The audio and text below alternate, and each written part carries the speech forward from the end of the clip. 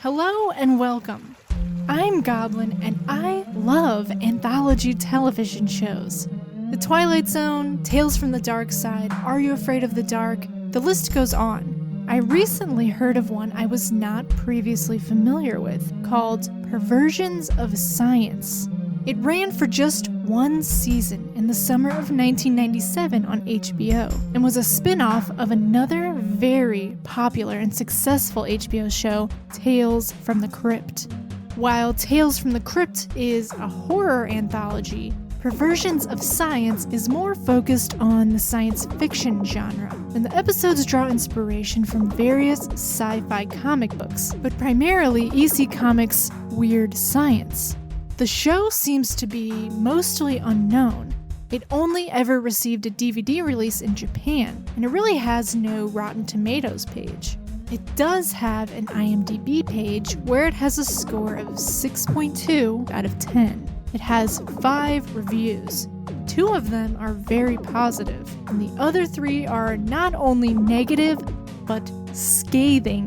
One reviewer calls it a, quote, pile of puke, unquote, while another says, quote, the stories are lame, the writing is infantile, the special effects and cinematography are terrible, and the reviewer who called the series a pile of puke was being gracious, end quote.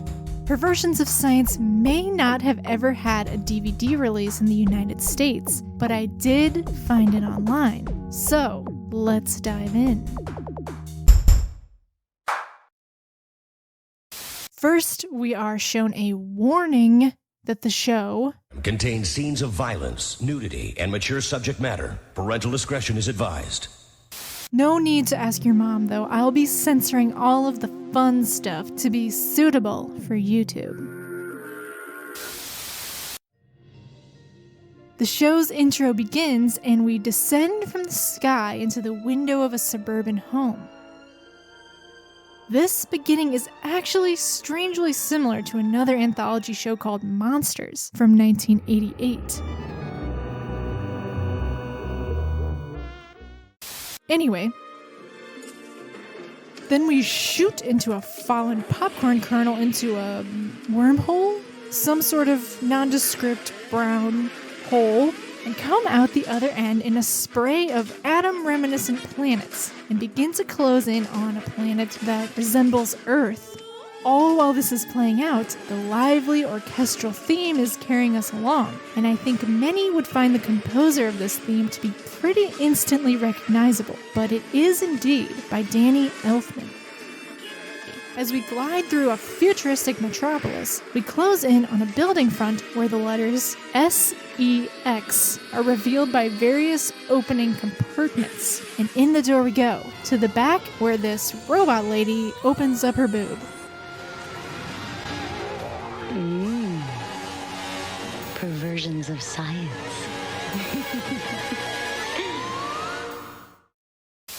What a ride, right? The title card also has some sort of laser tracing the outline of a breast. Let me remind you that the show is called Perversions of Science. And I think it's safe to say that the target audience was, horny. So, back to that robot lady from the intro. Her name is Chrome. And if you are familiar with Tales from the Crypt, then she is our Crypt Keeper. If you aren't familiar with Tales from the Crypt, though, then think of Chrome as our hostess. She'll be introducing and closing out each episode with a lot of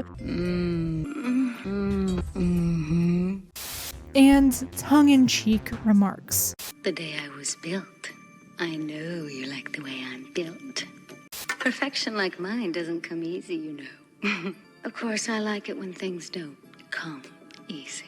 To me, she kind of looks like a crappy ripoff of a Hajime Sorayama illustration. Viewers seem to find something special about her, though. I hate to admit it, but I'm perfect. One of the positive user reviews on IMDb refers to her as, quote, the sexy droid, end quote. Even one of the negative reviewers said, quote, "This show was hosted by a sexy android, whom I can't remember her name, but was probably the best part of the show," end quote. Another user review, who gave the show a score of 3 out of 10, said, quote, "Each episode begins with a mostly naked female android dominatrix in a building marked sex, who's going over various ramblings," end quote. Can a robot be naked? I find myself in an existential conundrum while trying to figure this out. But either way, Chrome's design is very confusing. There are parts of her that look like skin on her thighs, stomach, shoulders, and lower half of her face. Somewhere there is a crime happening. Anyway, a key feature of Chrome is definitely her giant boobs, which come into focus anytime we need to transition in or out of one of her scenes. I filed this collection of corrupted data under the title. I saved this tidbit in a file I call. I maintain this dawdled digital array under the name.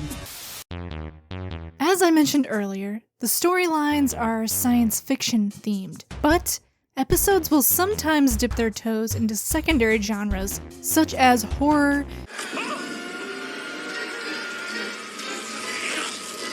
drama, and comedy.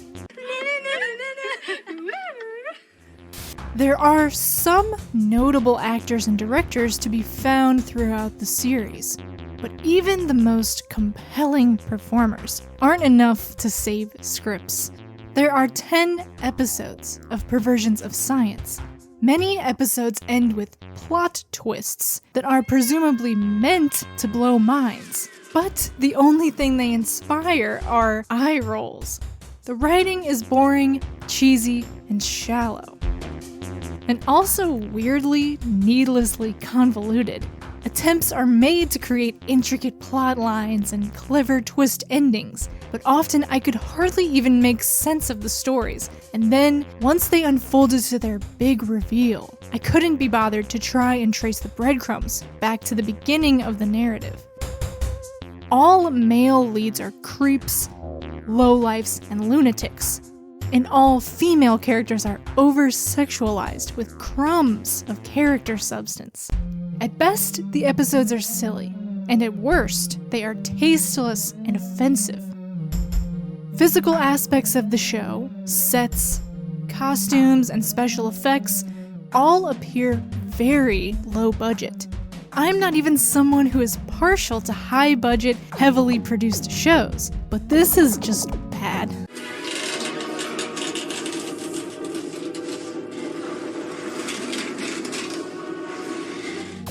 The biggest sin that Perversions of Science commits, though, is not being entertaining. Tales from the Crypt ran from 1989 until 1996, and Perversions was clearly meant to be its successor. And while Tales from the Crypt was also often cheesy, shallow, and cheap, it was usually fairly fun and enjoyable. Of course, much of its memorability is due to the exposition-giving, pun-slinging host, the Crypt Keeper. Poor Chrome, she tries her best, but her sultry giggles and suggestive one-liners just can't compete with that treasured cackle.